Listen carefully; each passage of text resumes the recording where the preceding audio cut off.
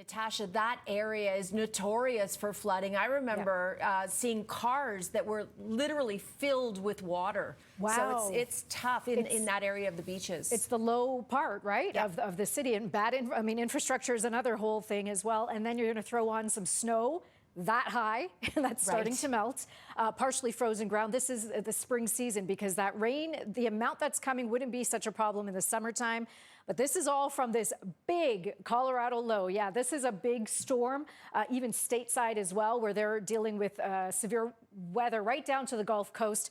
High risk of severe weather today. 10% chance of tornadoes down across the Gulf Coast. And of course, it is Mardi Gras today in New Orleans. And indeed, they're under a tornado watch right over towards Alabama. For us, we're on the warm side of this. So we're getting the rain. And again, 15 to 25 millimeters falling over hours. Okay, normally in the summer, that's not a big deal. But of course, it is now with the combination of snow melt and that partially frozen ground. So special weather statements. It's not quite a rainfall warning. You'd have to get to 30 millimeters for that.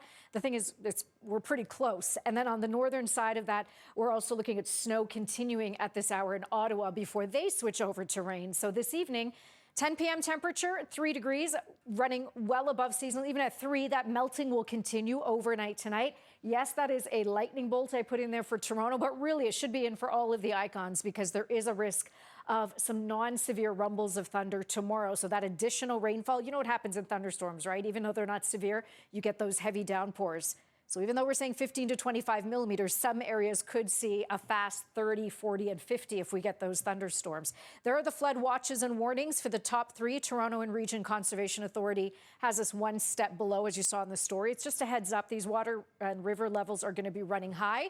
If you're shaded in gray, which is almost all of southern Ontario that I put in there, you're under a slight risk for those storms on Wednesday. This rainfall, 15 to 25 millimeters. On top of these numbers, if you've got like 5 centimeters of snow outside of your house, you can add 5 more millimeters of water content onto these numbers. So yeah, they're going to go up. And oh, you want some snow? Did I hear you say snow? How about Thursday? Yeah, we're going to start to build up some snow over higher elevations to the west. We may see 5 is pushing it. I think 5 may fall, but a lot of that will be melting. Wouldn't be surprised if we had trace to 2 centimeters here across the GTA. And colder wind chills moving in as well towards the weekend. Saturday night into Sunday morning, it's going to feel like minus 14. And that wind, it's going to be gusting up to 60 kilometers per hour with temperatures falling through the day Thursday.